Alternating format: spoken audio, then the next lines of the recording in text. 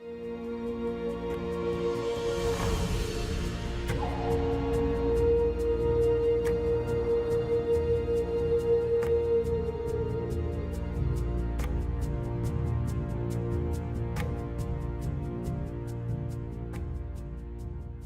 de burgeroorlog was dit land een toevluchtsoord voor veel christenen uit het Midden-Oosten.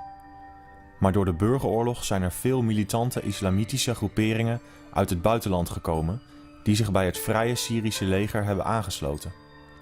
Christenen worden doelbewust aangevallen, bedreigd, ontvoerd of vermoord. We usually wake up on the sound of shelling and explosions. Not every day, but most of the time. Most of the explosions are not right on our heads, not in the area. But at the same time, it gives you this feeling of dark cloud over the country and this feeling of depression that those sounds are reaching somewhere with the message of revenge and hate. Day by day, things are coming closer to home, and we are hearing of a friend of a friend, of a son of a brother or something that is losing their lives because of those either explosions or random shelling most of the time. It's a reality that we're facing every day, that many Christians are leaving the country and just cannot take it anymore. Yeah, sometimes we have fear, we have frustration. Definitely, we experience some sort of depression sometimes. But at the end of the day, we chose to stay because it's the Lord's calling for us. And we feel peace. This peace is not just coming from us. It's supernatural. As long as the Lord is providing by His grace with this peace and this sense of calling, then no pressure is overcoming His grace and His power. We have something more important than anything else that makes us stay in the country. That something is the life-given message from the Lord. And we are kind of ambassadors of the Lord. We know that many countries that withdrew their ambassadors, which is bad enough. But if heaven withdrew its ambassador from the country, it's a disaster. One young man, 20 years old, he is second year in college. And just 4 or 5 months ago, he was very depressed from the whole situation. And he just was walking in the streets, just wandering around.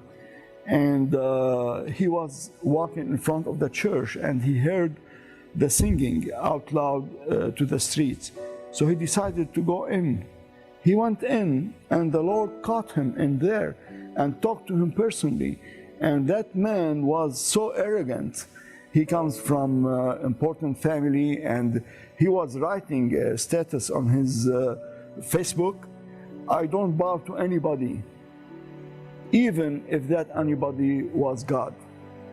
And after he was touched by the love of God, he changed that, and he said, "Lord, please do not let this flame of your love just go away from my life." And now he's in the church, so powerful impact on everybody, and he's growing in the love of God every day. This man is an encouragement to us, and some other people like him.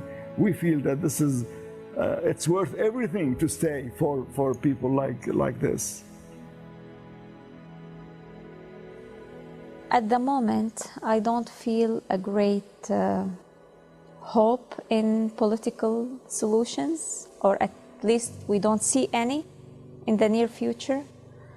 But we're trusting the Lord that His ways is different than our way. Mm-hmm. It's all in His hands.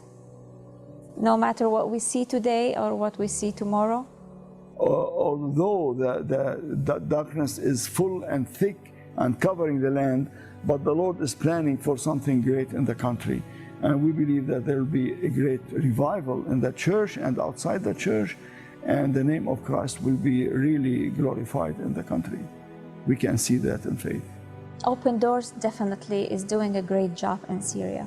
our Muslim brothers and sisters, they saw the love of Christ through the churches, through the help that they receive, regardless of their, religion. Many non-Christians are so surprised and shocked that you Christians are coming to help us. This is amazing. I mean, and many other people say, well, this is the best thing that happened to us through the many months back. So they really deeply appreciate what the church is doing. We thank the Lord that He is working through the hearts of people in the West, everywhere.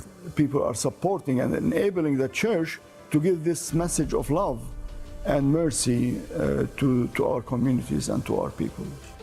I very strongly believe this is a spiritual battle, and we are in that battle, and you as Christians are part of this battle as well. You are on your knees. You can fight with us on our knees for the power of God to really work in the country and lead the history of the country at this time. So we focus on our part, and we know that our sovereign Lord can move things around in His way. All things work out together for good for His church. This is His promise, and we really hold on to this promise, and we trust in Him.